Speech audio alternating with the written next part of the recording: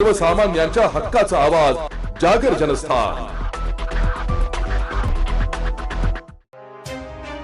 Jail Road भागात canal road रस्त्याच्या समस्येने नागरिक त्रस्त झाले।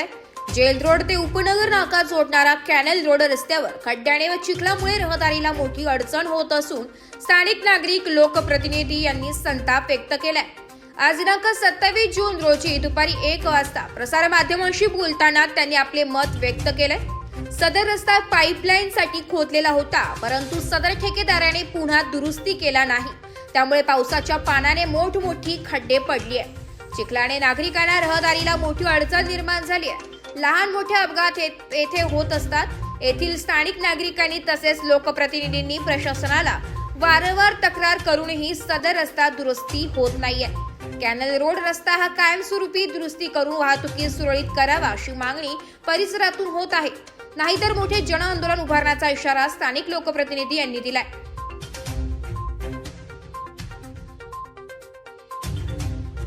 रिपब्लिकन पार्टी ऑफ इंडिया ये नाशिक जिल्हा संपर्क प्रमुख आणि जेल रोड मध्ये कॅनल रोड आहे आपला स्लम एरियाला लागून। तो रोड जो आहे तो 1.5 वर्षापासून पाईपलाईन मुळे खोदला गेलेला आहे। खोदला गेल्यामुळे ना उन्हाळ्यात तो काम झालं ना पावसाळ्यात नाही झालं। पावसाळ्यात तर लोक इथं शाळेत जाण्यासाठी मुलांना तकलीफ होते, ना व्हॅन येते, लोकांना जाण्यासाठी रस्ता नाही, कुणी येऊन स्लिप होऊन पडतं। रात्रीच्या वेळेस जाण्यासाठी लाईट कधी गेली तर रस्ता काय कळत नाही।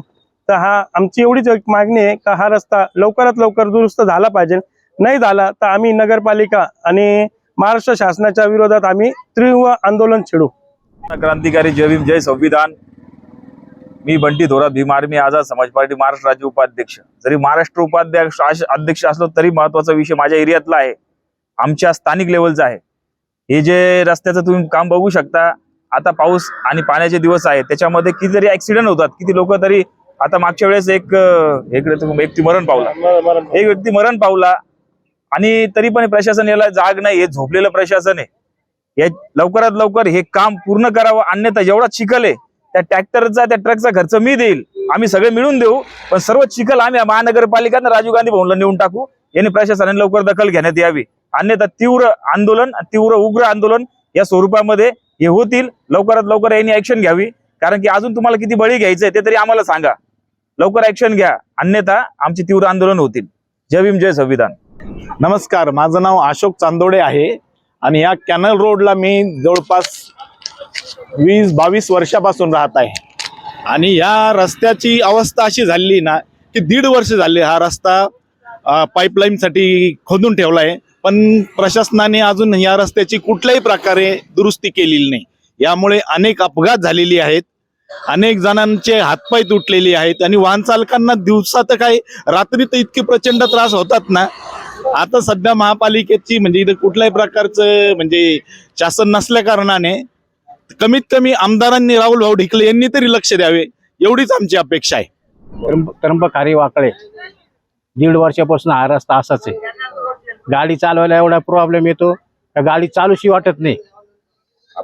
हा, हे असे एवढे खड्डे पडले, दिवसा गाडी चालवणं मुश्किल आहे, तर रात्रीची बातच वेगळी आहे।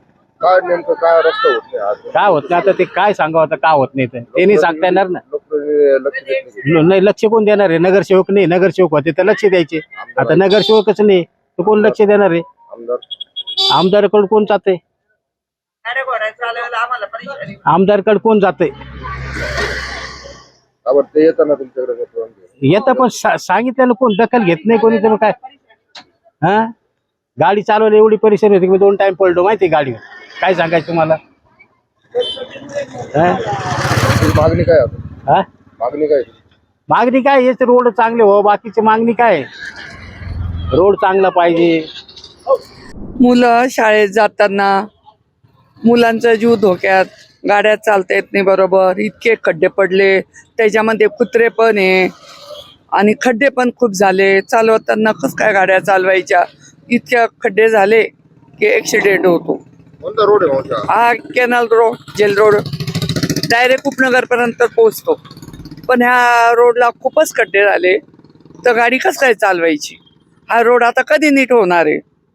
कधी रोडचे आम्हाला हे लागणार आहे? खूप म्हणजे खूपच खड्डे झाले आणि त्याच्यामध्ये कुत्र्यांचा खूप प्रॉब्लेम झालेला आहे. मग कसं काय गाड्या चालवायच्या? चालतो आता मुलं आहे, छोटे मुलं शाळेने जातात, शाळेतून येतात, मग चालवताना कसं काही करायचं? माझं नाव चंदना अशोक चांदोडे आहे. आम्ही 12-13 वर्षापासून इथे राहतोय, पण इथले रस्ते इतके खराब झाले नाही, खड्डे म्हणजे गाडी चालवायला पण अशी जागा नाही. एखादा जर गाडी चालवत असेल तर एवढे खड्डे, एखाद्याचा ऍक्सिडेंट होतो. आतापर्यंत इथं खूप म्हणजे महिन्यातून 2-3 तरी ऍक्सिडेंट होताच इथे. म्हणून नाही का ही इच्छा आहे की नाही का सगळे रस्ते एकदम प्लेन आणि नीट व्हावे. आणि इथं खाणकाम केल्यामुळे ते अजूनच खराब झाले. खड्डे पावसामुळे अजून खड्डे होत आहेत इथे. आमची फक्त एवढीच इच्छा आहे, फक्त रस्ते आहे ना नीट व्हावे. जागर जनस्थानकरिता संदीप नवसे, नाशिक.